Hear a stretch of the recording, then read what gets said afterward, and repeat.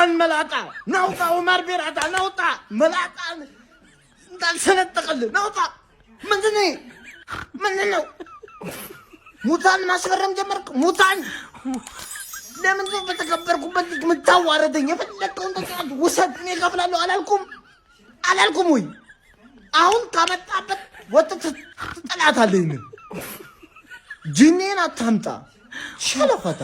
ደሃን ሆነው ቱ ማንቸስተር ዩናይትድ ዊ ሂር ዊ ጎ ይላል ጀማው ማንቸስተር ዩናይትድ ሶስተኛ ፈራሚውን ደሃን ሆነን ነው እንግዲህ በዚህ ሰዓት ላይ ማስፈረም ችሏል ማለት ነው ይግብ ጠባቂ እንግዲህ ከሊድስ የመጣ ሲሆን ደሃን ሆነው ከደ ማንቸስተር ዩናይትድ በነፃ ዝውውር ዊ ሂር ዊ ጎ ይላል ጀማው የ35 ዓመት ደሃን ሆነው እንግዲህ ማለት ነው በዚህ ሰዓት ላይ ከማንቸስተር ዩናይትድ ጋር እስከ 2029 ድረስ የሚያቆየውን ኮንትራት መፈራረም ችሏል ባለም ዋንጫው ደምቆ የሚገኘው ማሞ ኮኔ ማለት ነው በዚህ ሰዓት ላይ ለማንቸስተር ዩናይትድ መፈረም እንደሚፈልግና ማንቸስተር ዩናይትድ ስለሱ ማጣራት እንደጀመረ ነው መረጃዎችን የተመለከተው ኤንደርሰን ዝውውር እስካሁን ድረስ አልተጠናቀቀም ሲል ፋብሪዚዮ የገለጸ ይገኛል አሁንም ቢሆን ሜዲካል ችግር እንዳለበት ነው የተነገረ የሚገኘው እስካሁን ሰዓት ድረስ ማለት ነው የሜዲካል ውጤቱ እስካሁን አልተጠናቀቀም ካልሆነ ግን ሜዲካል ውጤቱ ጥሩ ካልሆነ እንደገና ወደ ማንቸስተር ዩናይትድ የማይፈርም መሆኑን ፋብሪዚዮ የገለጸ ይገኛል ጀሞ አዲስ ነገር ሲኖር ፓስ እናደርጋለን ቪዲዮ ላይክ ሼር ኮፒ ሊንክ እንዳይረሳ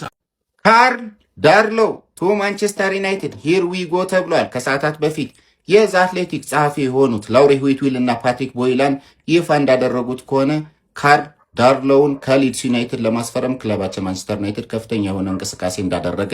የልጁ ሌላኛው ፈላጊ የነበረው የመርሳይዱ ክለብ ኤቨርተን 15 ጊዜ ጥያቄ እንዳቀረበ ልጁ ግን ወደ ማንቸስተር ዩናይትድ መምጣት እንደሚፈልግ ካሳወቀ በኋላ የማንቸስተር ዩናይትድ ኃላፊዎች በነፃ ከሊድስ ዩናይትድ እንዳስፈረሙት ይፋ ሆኗል ዕውቁና ታማኙ ጋዜጠኛ ፋብሪዚዮም ሂር ዊ ጎ አሁን ብሎታል ይህ ተጫዋች ለማስፈረም ኤቨርተን 15 ጊዜ ጠይቆ እንደነበረ የዘ አትሌቲክ ጸሐፊዎች የሆኑት ላውሪ ዊትዊል እና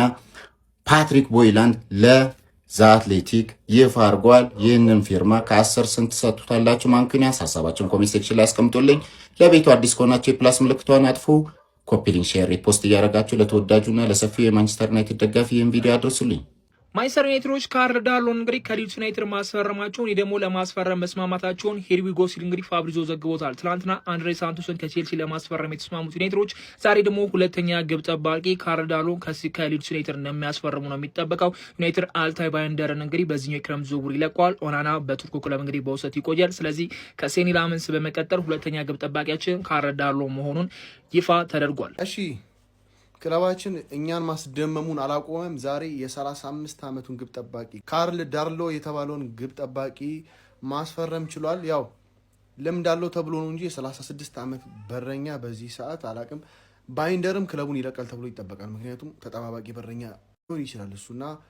በፕሪሚየር ሊጉም በጣም ልምዳለው በሊድስ ዩናይትድ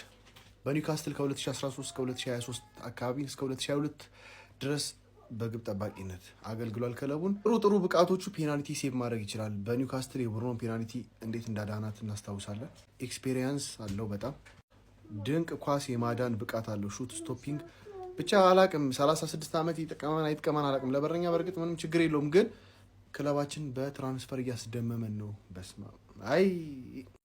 ኦናና በጥቁሩ ቱ ማንቸስተር ዩናይትድ ሂር ዊ ጎ እየገረፈች በነፃ አስፈርማለች በረኛ በሰው ከመሳቃችሁ በፊት መጀመሪያ የራሳችሁን ክለብ እወቁት የ35 ዓመቱን የሊድስ ተጫዋች እንግዲህ በነፃ አስፈርመውታል እየገረፉ ነው ያስፈረሙት በነፃ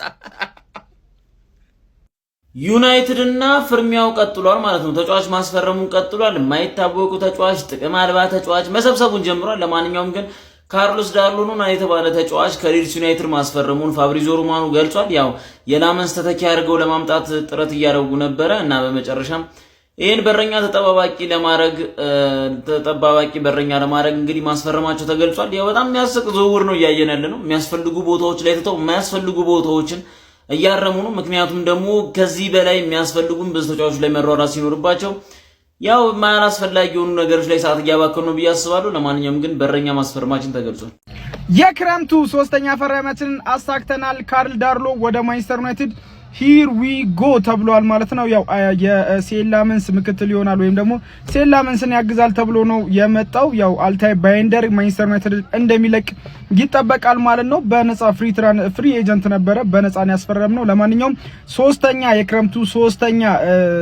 ግዢያችንን አከናውነናል ማለት ነው። ካርል ዳርሎ ሂር ዊ ጎ ተብሏል። ኮፒ ሊንክ፣ ሼር፣ ፖስት ማድረግ እንዳይረሳ። ይመቻችሁ። ዳሩሎ ከሊድስ ዩናይትድ ወደ ማንቸስተር ዩናይትድ ወደ ሀያሉ ክለብ ሂር ዊ ካም ተብሏል ማለት ነው። ካርሎስ ዳሩሎ እንግዲህ ለሊድስ ዩናይትድ የመጀመሪያና ቋሚ ግብ ጠባቂ ነው፣ ግን እዚህ ሲመጣ ሁለተኛ ግብ ጠባቂ ይሆናል ማለት ነው። ክለባችን ማንቸስተር ዩናይትድ ከዚህ ተጫዋች ጋር ማለት ነው ስምምነት ላይ ደርሷል እና ነገ ማንቸስተር ዩናይትድ ደርሶ እንግዲህ ውሉን ይፈራረማል ተብሎ ይጠበቃል ማለት ነው። ፋሚሊ ውሉም እንግዲህ እስከ ሰኔ 2029 የሚያቆይ ሲሆን ውሉንም እንግዲህ የማራዘም አማራጭም አለው ማለት ነው። ይህ የ35 ዓመት ግብ ጠባቂ እንግዲህ ከሊድስ ዩናይትድ እንግዲህ ዘንድሮ ኮንትራቱ ያልቃልና ዩናይትድ በነፃ ነው በነገራችሁ ላይ ተጫዋች ያስፈርመው። ስለዚህ ባይንደር እንግዲህ